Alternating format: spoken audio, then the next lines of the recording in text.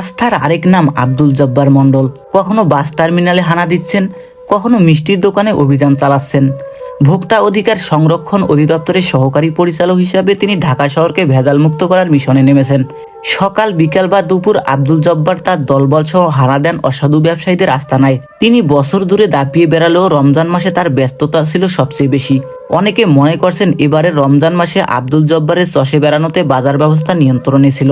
বাসের টিকিট নিয়ে কারসাজি বা খাবারের অতিরিক্ত দাম, সমস্যা যেটাই হোক না কেন আব্দুল জব্বার মণ্ডল ও তার টিমের চোখের আড়াল করার সুযোগ নেই। তেরে ফুরে নয়, তিনি ঠান্ডা মাথায় ধীরে সুস্থে অভিযান পরিচালনা করেন। জরিমানার সময় ব্যবসায়ীদের ব্যাখ্যা করে বুঝিয়ে দেন কেন জরিমানা করা হচ্ছে। ফেসবুকে ছড়িয়ে পড়া তথ্য অনুযায়ী ভোক্তা অধিকারের সদা হাস্যোজ্জ্বল এই কর্মকর্তা পড়াশোনা করেছেন কুষ্টিয়ার ইসলামী বিশ্ববিদ্যালয়ে। তিনি ইবির ইংরেজি বিভাগের শিক্ষার্থী ছিলেন। কর্মজীবনে আব্দুল জব্বার মণ্ডল কখনো আপোষ করে চলেন না। 5 আগস্টের পর থেকে দেশের গুরুত্বপূর্ণ সব পদে পরিবর্তন এসেছে, তবে নিজের সততা ও নৈতিকতার জন্য আব্দুল জব্বার মণ্ডলের চাকরিতে কোনো সমস্যা হয়নি। তিনি অত্যন্ত সাদাসিধে জীবনযাপন করেন।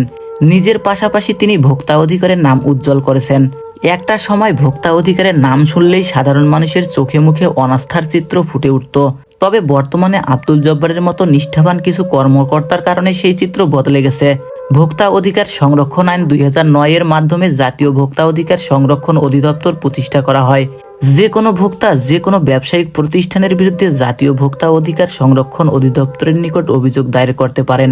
অধিদপ্তর তদন্ত করে যদি অভিযোগ প্রমাণ করতে পারে, সেক্ষেত্রে সেই প্রতিষ্ঠানের বিরুদ্ধে জরিমানা করা হয়। এই জরিমানার 25% ভোক্তাকে দেওয়া হয়। 2009 থেকে বর্তমান পর্যন্ত ভোক্তা অধিকার অর্ধ লাখেরও বেশি অভিযান চালিয়েছে। এসব অভিযানে প্রায় 1.5 লাখ প্রতিষ্ঠানকে জরিমানা করা হয়েছে। এই প্রতিষ্ঠানগুলো থেকে 100 কোটি টাকার বেশি জরিমানা আদায় করা হয়েছে। এছাড়া ভোক্তা অধিকারের গত 15 বছরে প্রায় 10,000 ভোক্তা অভিযোগ জানিয়ে টাকা পেয়েছেন। যারা ভোক্তা অধিকারে অভিযোগ করেছিল তাদেরকে 2009 থেকে বর্তমান পর্যন্ত প্রায় 1.5 কোটি টাকা দেওয়া হয়েছে। আর ভোক্তা অধিকার সরকারি কোষাগারে জমা হয়েছে 100 কোটি টাকার বেশি। ঈদ, পূজা ও রমজানের মতো সময়ে আব্দুল জব্বার মণ্ডল ও তার টিমের ব্যস্ততা বেড়ে যায়। এমন চিত্র প্রায় দেখা যায় যে শীততাপ নিয়ন্ত্রিত দামি ব্র্যান্ডের মিষ্টির দোকানে মিষ্টিতে ভাসছে তেলাপোকা, অথবা মাছকে তরতাজা দেখাতে মেশানো হচ্ছে রং।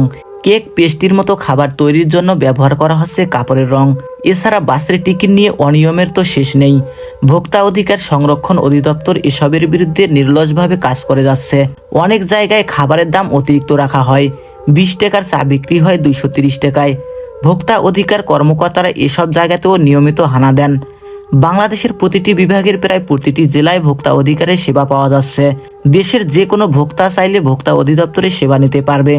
এক্ষেত্রে অভিযোগ জানাতে হবে। ফ্যাক্স, ইমেল, ওয়েবসাইট ইত্যাদি ইলেকট্রনিক মাধ্যমে অভিযোগ জানানো যাবে। তবে অভিযোগ জানানোর জন্য কিছু নিয়ম মানতে হবে। দায়েরকৃত অভিযোগ অবশ্যই লিখিত হতে হবে। অভিযোগের সাথে পণ্য বা সেবা ক্রয়ের রসিদ যুক্ত করতে হবে। অভিযোগকারীকে তার পূর্ণাঙ্গ নাম, পিতা ও মাতার নাম, ঠিকানা, ফোন, ফ্যাক্স, ইমেল যদি থাকে এবং পেশা উল্লেখ করতে হবে। একটা সময় বাংলাদেশের মানুষ ভেজাল মুক্ত পণ্য কিংবা প্রতারণাহীন সেবা পাওয়ার অধিকারের বিষয়টি জানতো না। ভোক্তা অধিকার সংরক্ষণ অধিদপ্তর এই বিষয়টি নিয়ে কাজ করছে। তাই ভেজালের বাজারে সাধারণ মানুষের ভরসা বলতে আছে এই ভোক্তা অধিকারের সংরক্ষণ অধিদপ্তর।